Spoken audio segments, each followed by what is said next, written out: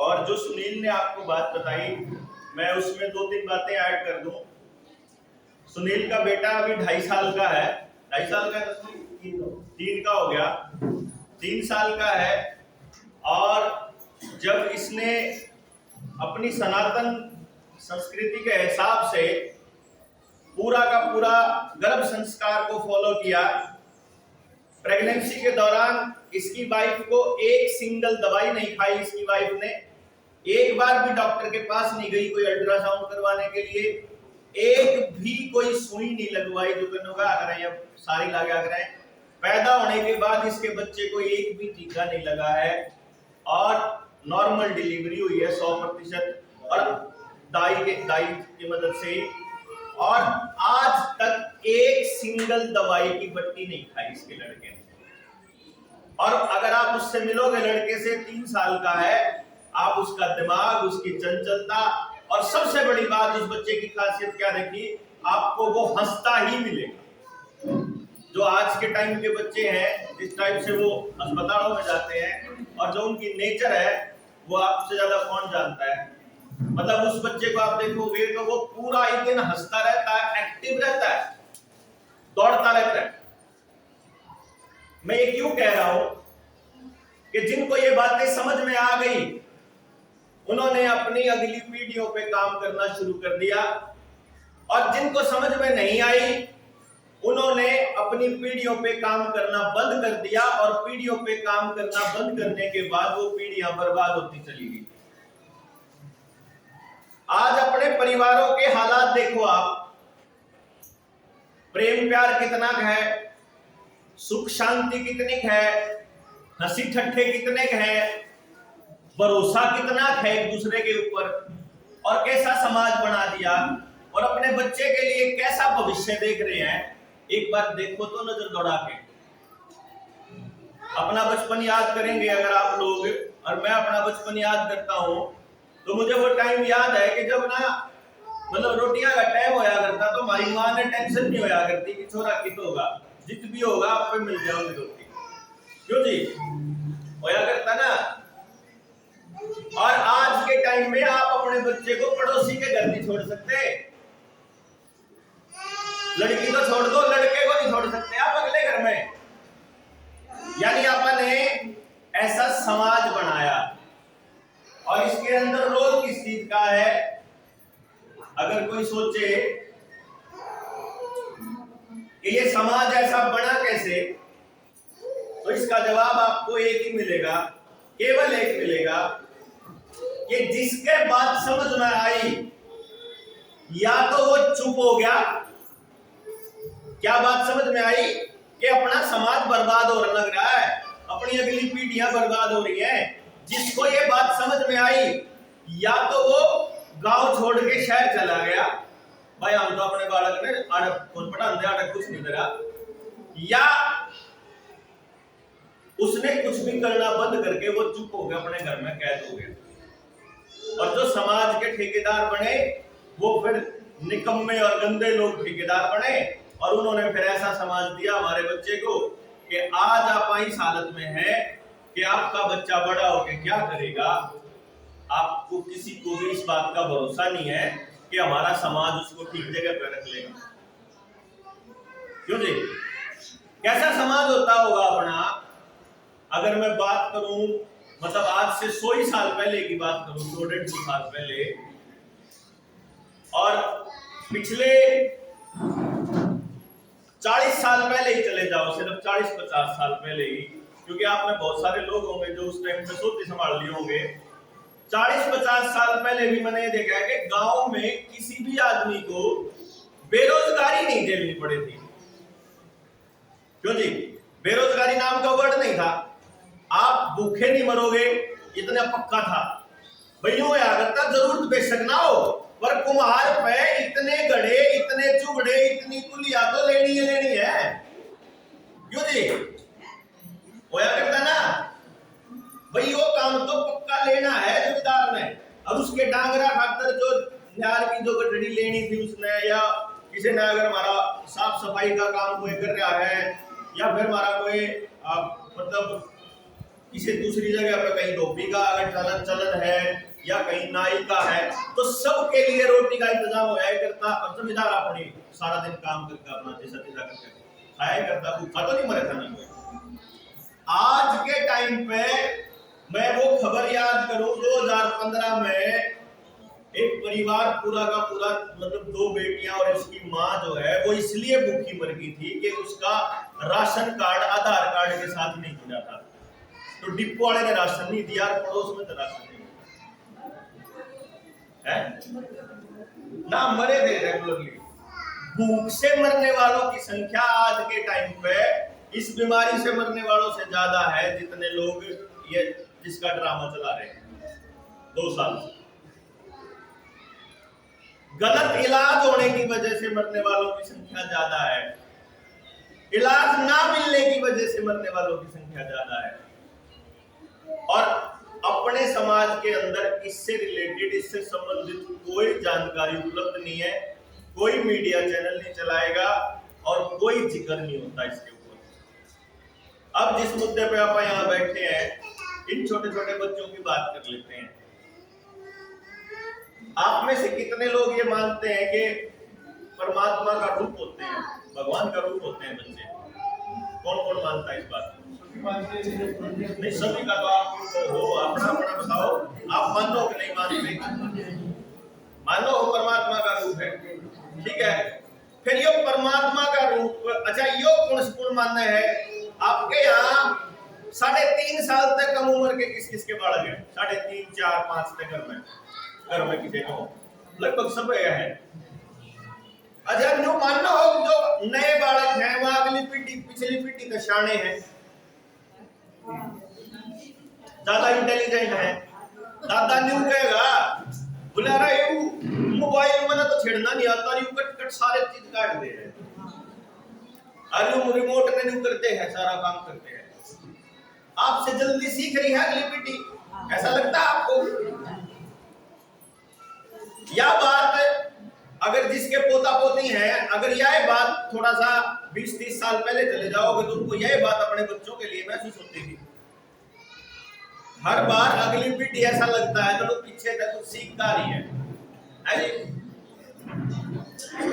अच्छा, यह बात आपने मान ली कि अगली पीढ़ी पिछली पीढ़ी तक शानी है, फिर अगली पीढ़ी पिछली पीढ़ी तक ज्यादा बेरोजगार क्यों है?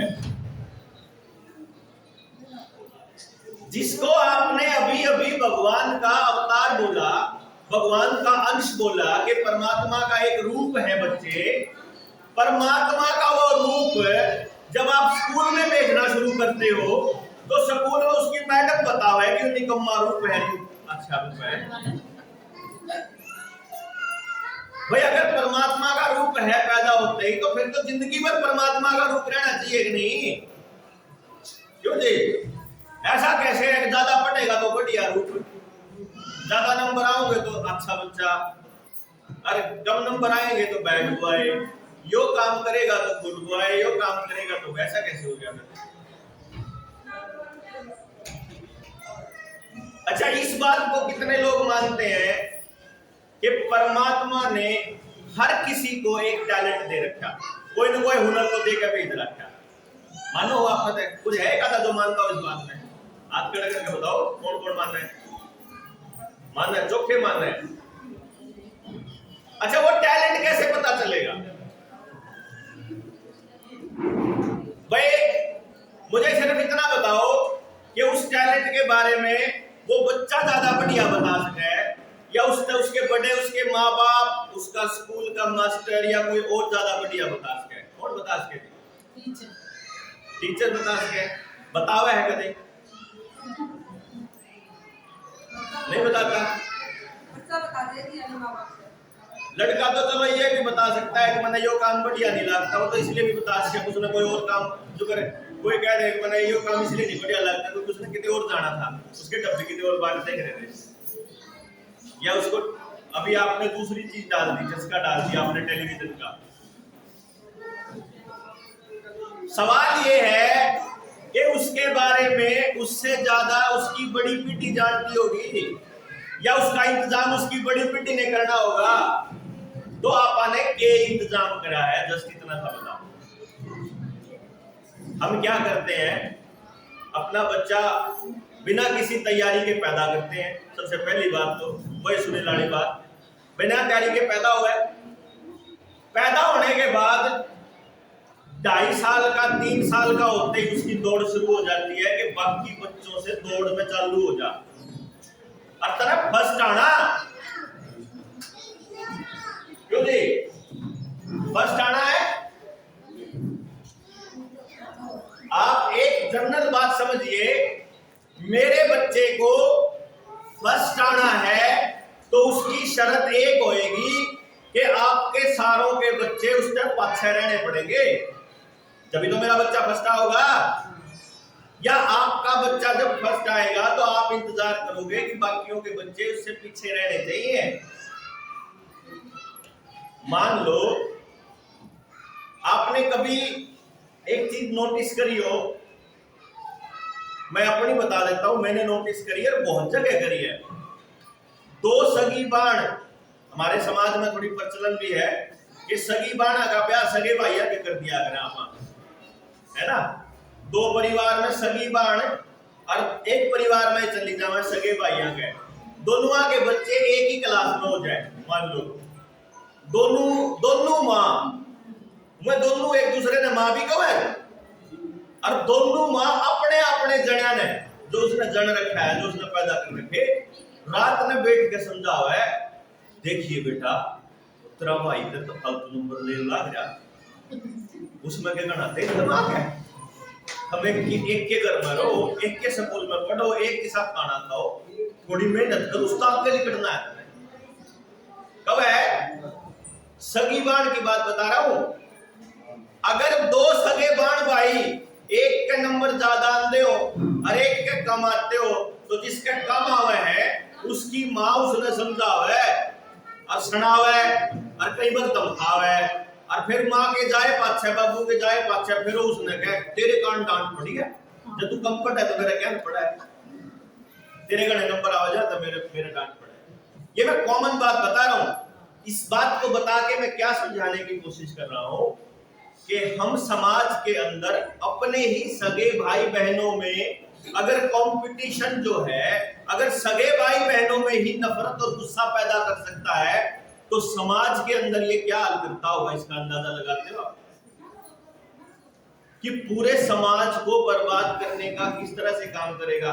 और इन लोगों ने बड़े षड्यंत्र के तहत हम लोगों को, हमारे बच्चों को और उनके माँ बाप और उन बच्चों से दूर कर दिया, सिर्फ इस कंपटीशन के नाम पे कि मेरा बच्चा टॉप में आना चाहिए।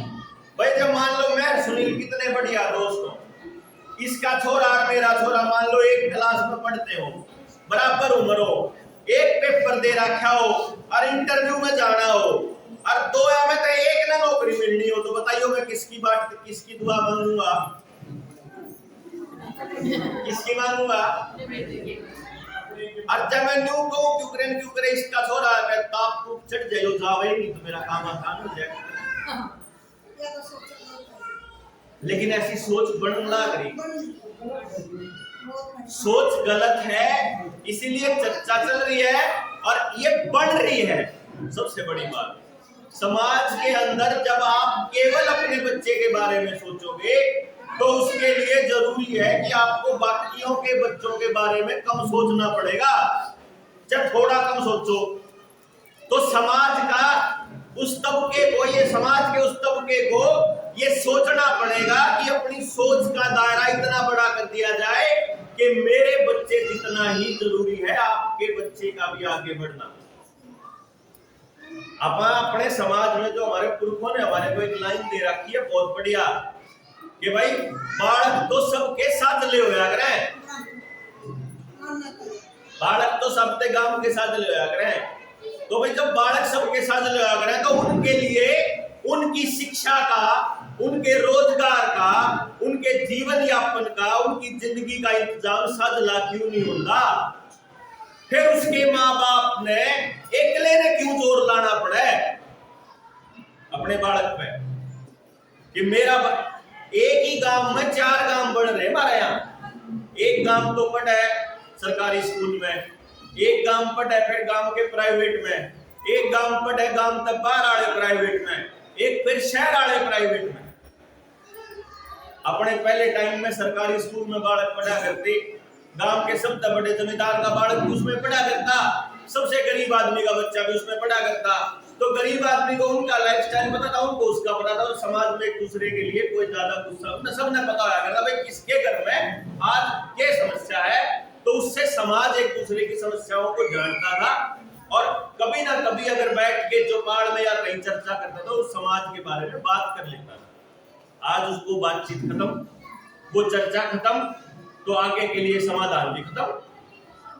भाई अगर चर्चा खत्म होगी तो समाधान खत्म हो गए, समाधान खत्म हो गए तो अपने बच्चों के लिए एक भयानक भविष्य अपना इंतजार करना है। रही सही कसर, पूरा षड्यंत्र करके 2 साल से तो आपके बच्चों को घरों में बिठा रखा है सरकार ने। पूरा षड्यंत्र, मानते हो कि षड्यंत्र है कि मानो बीमारी असली है, बीमारी असली है कि फर्जी है ना सब कुछ, और उसके ला रहे आपके शरीर में केमिकल डालने लग रहे और उसके साइड इफेक्ट आने लग रहे हैं। और उसके बारे में कमाल की बात देखो, बुरा मानने की जरूरत नहीं है। आप जिस भी धर्म को मानते हो, आप जिस गुरु को मानते हो, आपका गुरु बोला हो तो बताओ, बोला कोई राधा स्वामी ने मानना है, कोई राम रहीम ने मानना है, कोई रामपाल ने मानना है, कोई आसाराम ने, कोई जासाराम ने, कोई ठासाराम जिसने भी मानना है, या जो आप मंदिर में जानते हो या मस्जिद में कितने जानते हो, तो आपकी उस ठिकाने पे कदे नहीं होया भाई कोई ना लुआइयो होया के। इसका मतलब कि उन्हें बेरा नहीं, जब उन्हें बेरा नहीं तो फिर उन्हें धर्मगुरु बनने का क्या फायदा, जब उन्हें नहीं बेरा दुनिया में के चल रहा है, कितना फर्जीवाड़ा हो रहा है, फिर उनको हक नहीं है धर्मगुरु बनने का। अगर उन्हें पता है तो वह जानबूझ के अपने लोगों की जान को जोखिम में डाल रहे हैं, क्यों जी? पता नहीं है तो उनको हक नहीं है गुरु बनने का, और अगर पता है तो फिर वो जानबूझ के षड्यंत्र में शामिल है। इसका मतलब सारे महंत जितने हिंदुओं के जितने गुरु हैं, सारे के सारे ठिकाने जितने भी मठ हैं, सब के सब षड्यंत्र के अंदर शामिल। सारी पॉलिटिकल पार्टी, आप जिस भी पार्टी को सपोर्ट करते हो, वोट करते हो, उनमें तक कोई बोला बताइयोगे? आपका कोई नेता बोला? नहीं बोला। गांव के आम आदमी ने पता कि ये सारा का सारा झूठ है और फर्जीवाड़ा चल रहा है, तो उन बड़े नेताओं को नहीं पता? सबको पता। सारी मीडिया चैनल, कोई मीडिया वाला सच दिखाता नहीं, अगर कोई दिखावे तो उनकी वीडियो डिलीट कर दी जाए, तो आप तक जानकारी नहीं पहुंचती। और अब तो ये क्या कह रहे थे, बोला ऐसा तो पहली बार होया ना, पहले बुढ़ा में, फिर जवाना में, फिर बालका में, इलाज भी फिर इस हिसाब से हालिए जो 5 से 12 साल के बालका के लाऊंगे। पहली बार ऐसा होया है कि 12 साल के बच्चों को, 10-10 साल के बच्चों को हार्ट अटैक होने लग रहे। ये दुनिया ने बेरा तो नहीं, कितनी बकाई मार लो सरकार के पक्ष वाले लोग, अगे तो हार्ट अटैक तो पहले भी होया करते, हार्ट अटैक पहले कम से कम इसे होया करते, आदमी ना अस्पताल में ले जाया करते। अरे तो मौका ही नहीं दे रहे, चुटकी में जाओ बैठा बैठा आदमी। इसका मतलब क्या हो रहा है कि पैदा होते ही उन बच्चों के शरीर तक पहुंचने का षड्यंत्र चल रहा है। और आप लोग क्योंकि अकेले अकेले हैं, अकेले अकेले अपनी अपनी बात करते हैं। ये जो नौकरी के नाम पे, उद्योग धंधों के नाम पे, सब्सिडी के नाम पे, पार्टियों के नाम पे, इलेक्शन के नाम पे समाज को तोड़ने का अब फायदा उठा रहे हैं ये लोग एक दूसरे के लिए बोलते नहीं। इन लोगों के पास अपनी दाल रोटी के अलावा टाइम नहीं, इनके पास चर्चाओं में हिस्सा लेने के लिए टाइम नहीं है। इनको पता लग गया कि इन दोनों ना टाइम है ना सब्र है। मेरे वर्गा आदमी अगर किसी एक पार्टी के पक्ष में बोल देगा या एक पार्टी के खिलाफत में बोल देगा तो उसके आड़े कर देंगे, चर्चा ही नहीं करेंगे। ऐसा होगा ही नहीं कि भाई मेरे मत आपके मत से अलग हो सकता है। आप आपने कहा कि ना भाई बीमारी सच्ची है, मैं कह रहा हूं भाई बीमारी सच्ची नहीं है। मान लो एक छोटी सी बात कह देते हैं, एक आदमी कह रहा है कि बीमारी सच्ची है, एक कह रहा है कि बीमारी झूठी है। फिर एक काम करो, आओ बैठो और चर्चा करो, मैं साबित करूंगा कि झूठी है और वो साबित कर दे कि सच्ची है। क्यों जी? लोग अंधेरा लग जाओगा, लेकिन नहीं, चर्चा ही नहीं होने देंगे, बल्कि लॉकडाउन लगाएंगे।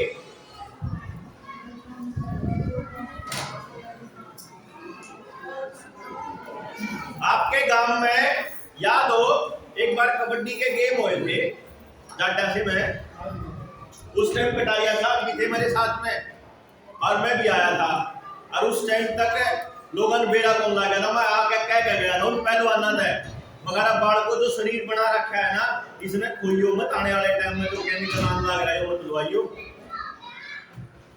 नहीं मानने। गणे तो पेट लिए जोड़, सारे जोड़ गठ लिए, एक आधे पहलवान के काम में दिल को याद करेगा साइड इफेक्ट। आप सरकार में वो जो एक तो वो स्पीड से काम करे उस टाइम पे, वो जो उस टाइम पे इंजेक्शन वगैरह लगाते हैं वो थोड़ी देर में एक्टिव रहते हैं, उसके बाद वो हाथ पैर काम करने बंद कर देते हैं उस टाइम पे। अब आप इसकी हाँ शरीर सुन्न लग रहा है लोगों का। और जो प्रेगनेंसी के दौरान लगवाए थे जिन लोगों ने, उनके बच्चों को क्या क्या आने वाले टाइम में समस्याएं आएंगी ये तो समय बताएगा। और लोग ये तो पहले भी होने लग रही थी, blood pressure, sugar, heart attack तो पहले भी था, वो पहले आपको दिया गया था ताकि आपको ये नॉर्मल लगने लग जाए। वो कैसे? जैसे सुनील बताओ था, आपके खेतों के अंदर जो पेस्टिसाइड दिए थे, जो इंसेक्टिसाइड दिए थे, जो जेनेटिकली मॉडिफाइड बीज दिए थे, जो आपको बीज दिए गए बाजार वाले, उनके अंदर बीमारियां डाल के दी गई। आपको खेती करते होंगे जी, खेती में आपने देखा होगा कि 2 साल बाद वह बीमारी जो पछा आया करती वह ना आती, नई बीमारी आवे नहीं आवे ना, इसका मतलब हाँ जी एक नई बीमारियां आने लगी है और लोगों को नपुंसक जो ये 50 साल से नपुंसक कर दिया इस सरकारी ने। मैं वो ये कहने लग रहा कि ये जो पेस्टिसाइड डालने लग रहे हैं इसमें नई नई बीमारियां हैं, ये जो बीज आवे हैं, इसका मतलब क्या हुआ? आपकी मिट्टी में बीमारी नहीं है, इसका मतलब है कि बीमारी उस बीज में है। तो जब वो बीज वाली बीमारी आपकी फसल में होने लगी तो आपके शरीर में भी तो होगी। हो रही जी, आलू हो रही है लोगों के, हो रहा है। ये तो सरकार की रिपोर्ट है जो सुनील बताओगा कि 30% नपुंसकता है अपने समाज में। यानी 100 बालक का ब्याह हुआ है तो 30 बालक तो नपुंसक हैं, या बांझ है या नपुंसक हैं। और आने वाले टाइम में ये संख्या वैसे ही होने वाली है जो खेत वाले बीज की होती। जो खेत का बीज है वो सारा बाजार से आता है, और जो डांगरा का बीज है वो 70-80% बाजार का है, और मानस का 30% आवे बाजार है। आने वाले टाइम में मानस का बीज नहीं बचना अगर ये लगवाते रहे अपने बालका के।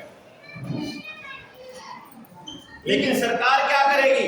ये सरकार एक बार जगह कोने के ये तो उनको ना चाहिए। सरकार बना रही प्रेशर, और ये बनाएगी अभी और ज्यादा। और आपका कोई गुरु नहीं बोलेगा, आपके धर्म, आप जिस धर्म को मानते हो धर्म को मानने वाले लोग नहीं बोलेंगे, आप ही को बोलना पड़ेगा। अब आप लगा लो उससे अंदाजे कि कितने परिवार टूटेंगे, कितने बालकों की जिंदगी बर्बाद होगी आने वाले टाइम में।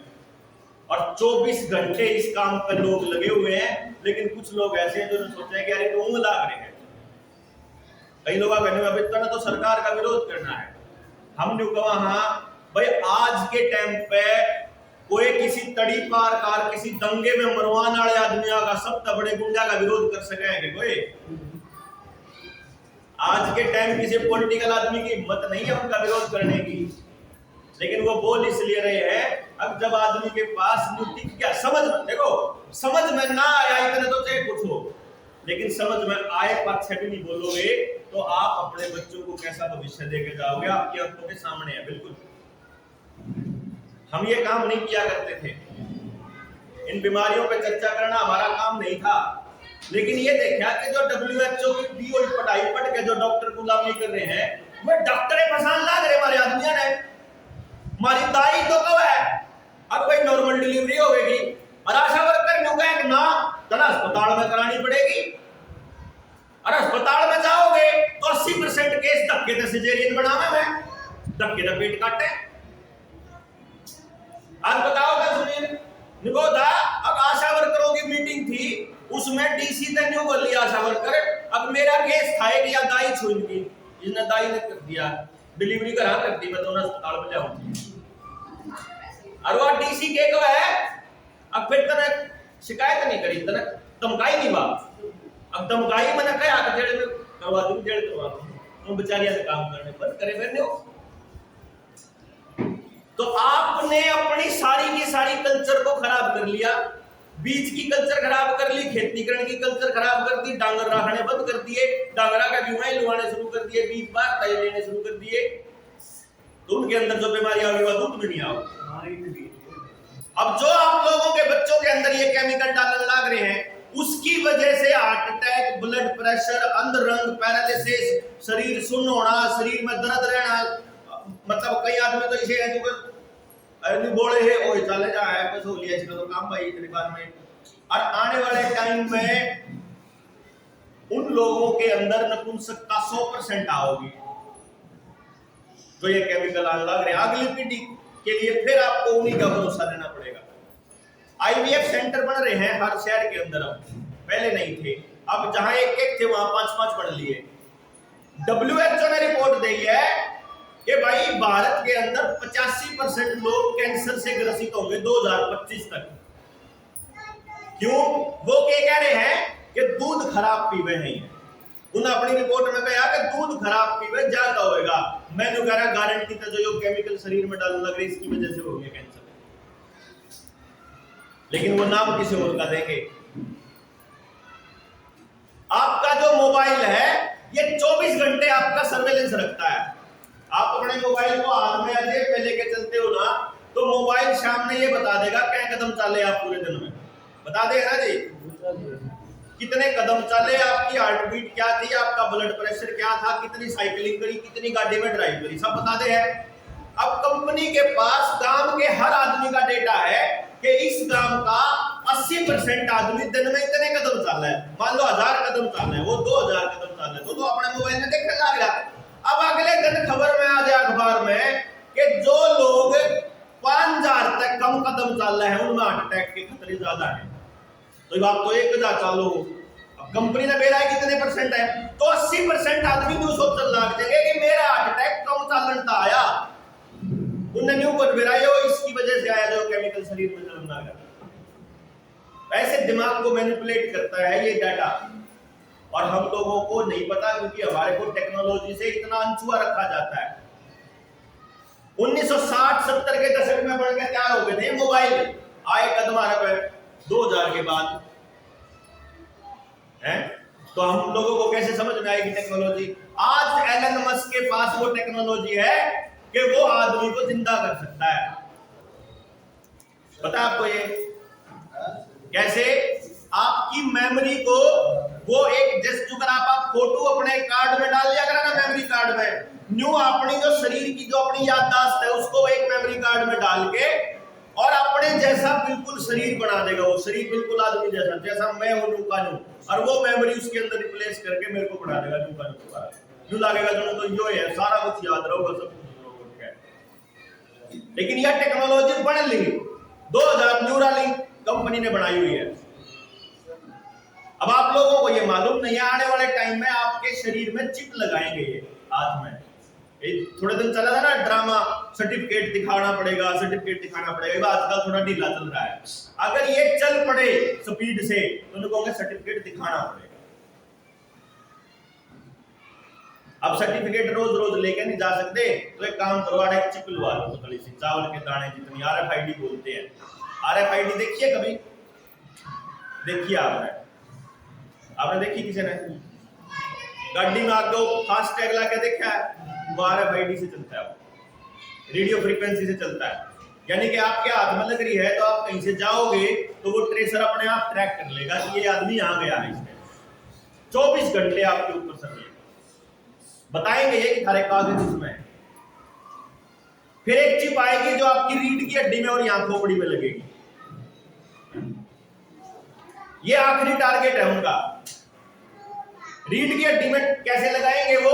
जिनको अब ये केमिकल डालने की वजह से पैरालिसिस हो जाएगा ना, अंदर मार देगा, तो उन्हें क्या करना है, आपके गांव में किसी का अंदर मार रखा है तो वो उसके वो चिप रीढ़ की हड्डी में लगा कर दे देंगे, या फिर यहाँ लगा देंगे खोपड़ी गुर्दी के पीछे यार। तो अगर उनको शरीर चलता किससे है? दिमाग से चलता है। दिमाग का उस हिस्से का कनेक्शन कट जाता है तो वहां अंदर मार जाता है, वहां पे पैरालिसिस हो जाता है। वो उस कनेक्शन को मतलब जो बाईपास सर्जरी कह दिया गया है, जो करे आपका फ्यूज उठ जाए, मान लो कहीं पे तार है, फ्यूज उठ जाए तो सीधे तार जोड़ दिया करा। तो इस तरीके का जो नस काम करना बंद कर दिया, सीधा कनेक्शन दूसरी नस तक करके अपना शरीर का हिस्सा काम करने लग जाएगा। तो वो टेक्नोलॉजी उन लोगों ने बना रखी है कि आपको अगर वो चिप लगाने के बाद अगर आपके गांव का कोई आदमी जो पिछले 5 साल से पड़ा था अंदर लग गया, वो आदमी अगर आधे घंटे में चलने लग जाओगे तो आपको चमत्कार कहोगे? अर्जन यूं कह लग जाएंगे। अब इस चिप में इतनी बड़ी खासियत है कि अटैक आने तक 5 घंटे पहले बीट बीट की आवाज आने लग जाएगी। तो सारे भज लाइन में न्यूए लगवाओगे जो करीब लाइन में लग रहे थे, समझे ना? तो ये दिमाग को कंट्रोल कैसे करते हैं? आपके मोबाइल, इंटरनेट, अखबार और टेलीविजन के जरिए। आपको तो टेलीविजन में जो दिखा हुआ है सच्ची नजर आ रहा है, और टेलीविजन में आपको वो बताया जाता है जो आपको बताना होता है, जो आपका दिमाग काबू करना होता है। जैसे जब खेत की जमीन को बर्बाद करना था तो इन्होंने खेती के कार्यक्रम चलाए। हरियाणा वाले सारे किसान भाइयों ने रामपुर भाई की राम राम सुने होंगे मैं लो, और वह रामपुर भाई हरा के खेती करवन सिखाया करते, उनसे कहते खेत में भी ना गए होंगे। मैं बुलाया करते उन लोगों ने जो जिन एक्सपर्ट कहा करते, और वो एक्सपर्ट बताया करते कौन सा केमिकल डालना। वह कंपनियां आड़े उसकी थोड़ी और कंसंट्रेशन बढ़ा दे, बेचने वाला कहते थोड़ी और फालतू के रूमा, किसान सोचता है थोड़ी और गिर की फालतू है। वो एक्सपर्ट आपको ये नहीं बताते दूसरे यहाँ खाने चढ़ाए हैं अपन है ये न्यू के न्यू कर सके हैं, वो रास्ता तुम बतावे। लेकिन वो धरती जो है वह जो गर्दित भी हो, मैं सुनील जान लग रहे थे एक दिन आग लगे पीछे का जमीन देखना थे भाई, जब माटी ने आग लावा हां तो वह तबके ने करनी हो है कि नहीं हो है, तो वह क्यों पत्थर बनाने लग रहे हो अपनी माटी ने? न्यू कौन बतावे? उसका समाधान नहीं बताओगे कि बिना केमिकल के कैसे खेती कर सको, अपने बड़का के अंदर वो पेस्टिसाइड ना जान दो। क्यों? क्योंकि आपने जरूरत महसूस नहीं होती। अपन तो सारी चीज बाजार में पैकेट में मिल जाए। जितना सामान दुकानों पे पैकेट में आ रहा है ना, जितना भी सामान पैकेट में आ रहा है, सबके सब में इतनी मिलावटें हैं कि आपके बच्चों को आने वाले टाइम में भयंकर बीमारियां होने वाली हैं। इतने ये दुकान नहीं थी, इतने ये पैकेट वाले सामान नहीं थे। बता दो आज से 50 साल पहले कितने डॉक्टर आया करते गांव में? डॉक्टर था गांव में, कोई अस्पताल था? डॉक्टर ना होने का मतलब समझो कि बीमारी कौन थी। जब बीमारी होया करती तो हमारी माया दो हमारी दादी दो रसोई में होया करता इलाज, या चूर्ण की फूक फाकी मार लेगा तो यो हो जाएगा, या दाल खा लेगा तो यूं दर्द ठीक हो जाएगा, या फलानी चीज दान दे ले तो हो जाएगा, या कान में तेल गिर ले, अरे चोट लाग रही है तो ले तेरा रोटी रोट पका के बांध ले, हो गया। लेकिन आपने दवाइयों का इतना ज्यादा यूज करना शुरू कर दिया कि अपना उन्हें असर कर दी। में देख ये आप प्रॉब्लम नहीं जानते सन ना जानते नहीं करके ना जानते ना जानते करके ना जानते तो आप ठीक तैयार बस तैयार करते हैं जैसी चीजें। तो आज इन्होंने बुखार को भी जो इतना बड़ा हुआ बना दिया, जुकाम को भी इन लोगों ने इतना बड़ा हुआ बना दिया क्योंकि बैठ के चर्चा नहीं करते। और इनका पहला काम लॉकडाउन था, और आने वाले टाइम में आपकी जिंदगी आसान होने वाली नहीं है, मैं आपको बताऊं बहुत मुश्किल होने वाली है। 2033 तक चलेगा इनका ये प्रोग्राम, 2033 तक सारे जमींदारों की जमीन चाहिए, सब जगह बड़े उद्योग होंगे, छोटी दुकानदार सारे बर्बाद होंगे, जितने भी दुकानदार होंगे सारे इन कंपनियों के साथ टाइप में होंगे, छोटे मिस्त्री सब बर्बाद होंगे, छोटे दिन से अपनी गाड़ी गुड्डी लेकर गाड़ी को डाले रहे हैं, सब के सब घर बैठेंगे, बड़े ट्रक बड़े कार्गो चलेंगे, इन्हीं की गाड़ियां चलेंगी। मतलब आप अपनी गाड़ी से, अपने साधन से कभी कुछ नहीं कर पाएंगे। आपके पास आपके बच्चे के लिए स्कूल नहीं बचेंगे। सरकारी स्कूल की जमीन ये बेचने लग रहे हैं, प्राइवेट स्कूलों को ये महंगा करते लग रहे हैं। जो स्कूल चल नहीं रहे हैं वो बिकने पे तैयार खड़े हैं, उन्हें बड़ी कंपनियां खरीदेंगी, ऑनलाइन पढ़ाई होएगी, पढ़ाई के नाम पे कर्जा मिलेगा, और जब बालक पढ़ाई कर लेगा तो उसने नौकरी लागो, कर्जा सारी उम्र कर्जा उतारेगा। आपकी औलाद पैदा होते ही कर्जदार होगी। और जमीन कोई नहीं बचेगी, खाना किसी के पास नहीं होगा। अगर आपका खाना आपके हाथ में नहीं है, अगर आपका पानी आपके हाथ में नहीं है, पानी भी नहीं होगा आपके हाथ में। पानी देख लो, आप सारा सेंट्रलाइज करने लग रहे हैं, नलका नहीं ला पाओगे अपने आने वाले टाइम में, बोर नहीं कर पाओगे अपने आने वाले टाइम में। आपको टंकी का ही पानी पीना पड़ेगा। टंकी में चाहे वह कुछ गिर के दो, रोज की रोज क्लोरीन गिरने लग रहे आज के टाइम पे, रोज की रोज। समझो जो साल में सिर्फ 2 बार घड़ा पड़ना चाहिए। क्लोरीनेशन साल में एक बार होता है कि पानी की टंकी में वह काई कोई जम रही हो तो वह साफ हो जाए, इसलिए होता है। और वो शरीर में जाके शरीर को अंदर से किस तरह से जो कर जर ला के अगर जंग लाग जाएगा लोहे गए, वो काम हमारे शरीर के करने लगेगा, वो भीतर जाके क्लोरीन, क्योंकि एसिडिक बनाएगा वो अंदर जाके। हाइड्रोक्लोरिक एसिड है, पानी अंदर पड़ा हुआ हमारे पास, पानी तो शरीर में होता ही है, क्लोरीन हो जाने लगेगा। इसका मतलब क्या होगा कि वो आपको पानी की टंकी से बीमारी दे सकते हैं। घड़ा में सब के सब लंबे हुए पड़े रहोगे। आपका खाना उनके हाथ में है।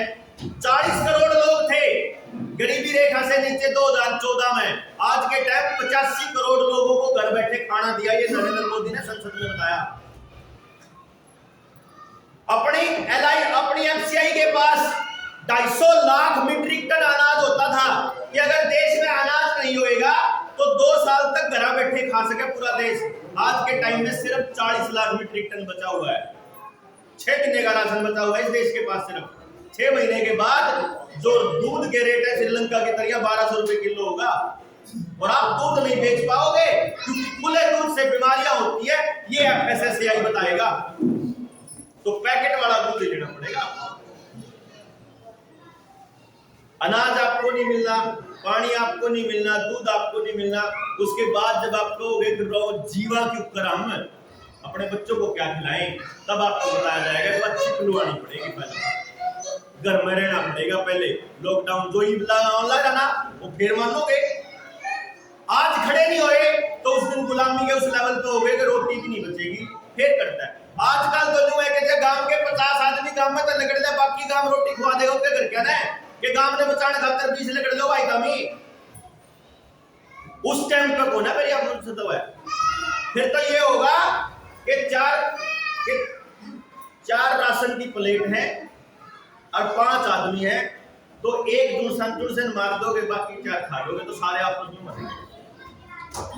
जो होगा फिर तो जुकर आज नौकरियां खातर हो रहा है भाई। 22 लाख फार्म भरे जाए और 18,000 भर्ती हो तो 21,82,000 माँ बाप तो नहीं सोचते ना हमारी औलाद में कमी है, हम तो न्यू बांट देखेंगे ना सारे सुरक्षा चाहिए।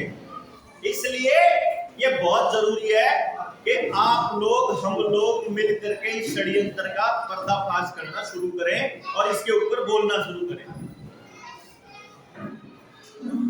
नहीं तो कुछ होने रहना है।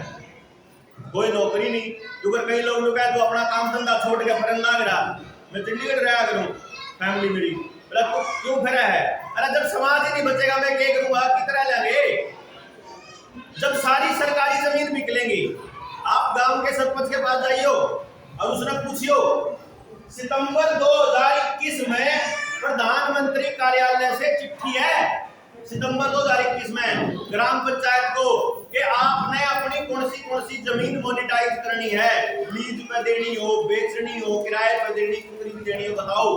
जोड़ बड़ी की जमीन, स्कूल की, अस्पताल की, पावर हाउस की, क्या की भी जमीन, तो जब वो सारी बिकलेंगी तो आपके बच्चों को कहां पढ़ा होगे, अगर नौकरी कित करेंगे।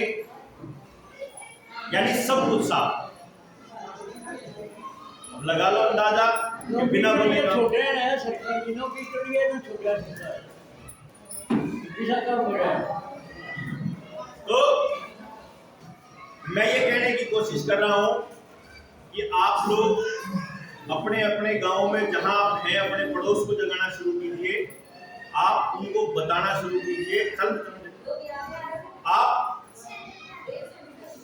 आप उन लोगों को संगठित करना शुरू कीजिए। दोबारा आएंगे, दोबारा लॉकडाउन आने लग रहा है। अभी ये रेडिएशन की चेकिंग करेंगे।